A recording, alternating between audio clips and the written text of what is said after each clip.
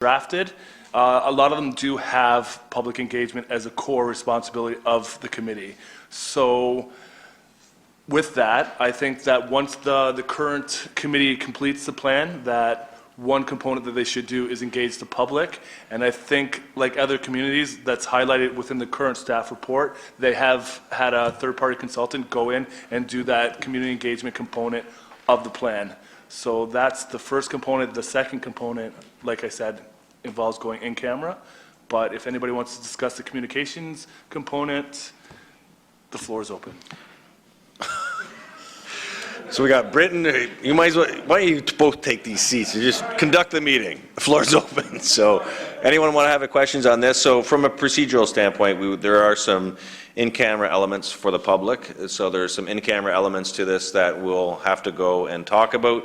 But is there anything general that you'd like to discuss?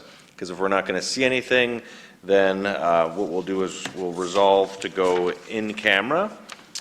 Councillor Phillips. Thank you, Mr. Mayor. As a member of the Fire Master Plan Committee, depending on how much this council wants to spend on a third party reviewing what we've done, go for it. I think it's going to be a really good fire master plan. It's going to lay out the situation of fire services for the next 10 years in the city of St. Catharines, and we certainly don't have anything at all to be concerned about in my mind, having been on the 08 Fire Master Plan and using that somewhat as a guide. And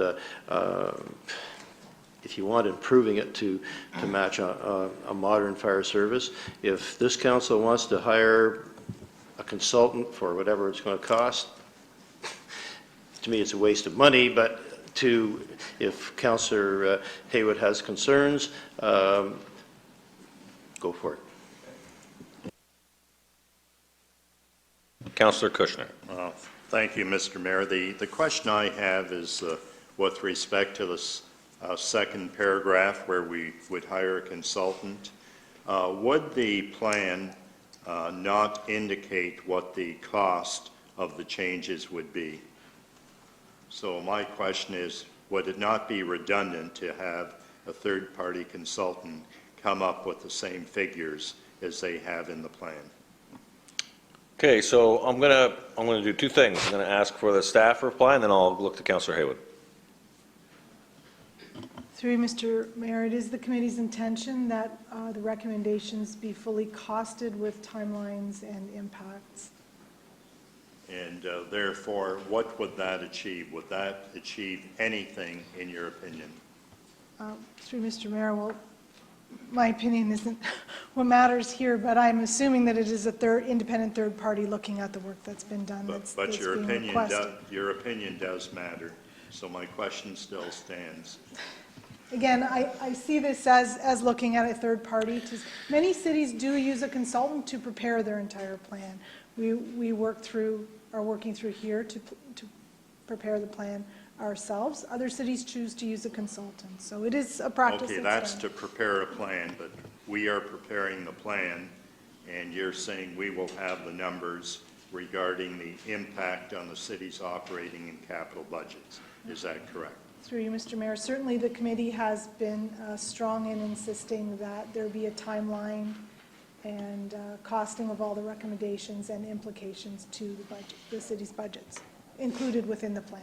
Well, thank you. And if that's the case, Mr. Mayor, I would consider it to be redundant and unnecessarily expensive to hire a third-party consultant. Okay, so I'll ask Councillor Haywood just for your definition, your intent. So if you want to reply. Well, the main concern I have is just based on the minutes of their meetings that they've had.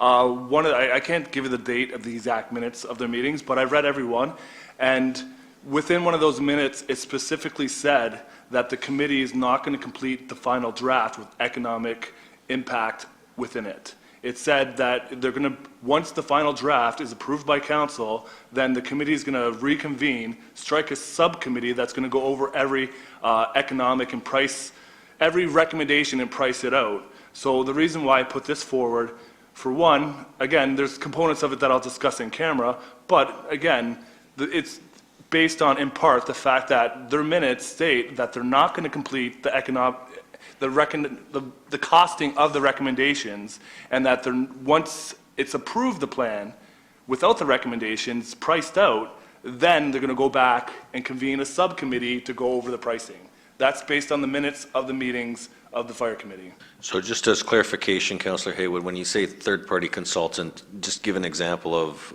Well, so what there's kind of other company? communities, there's other communities that have done, I would say actually the large majority of the communities that have done, I've read Thunder Bay's, I've read Barry's, I've read Markham's, I've read Cambridge's master plans, and the majority of them do go to a third-party No, consultant. what I'm asking just are you looking for like a KPMG? Like what kind of, Well, what kind of consultant? So currently the committee had two consultants come in. One was the International Firefighters Union, and the other one was Dillon's Consulting. Dillon Consulting has completed fire master plans, including the pricing out of recommendations. So it would be a company similar to Dillon Consulting. Just that has done it. clarification. Yes.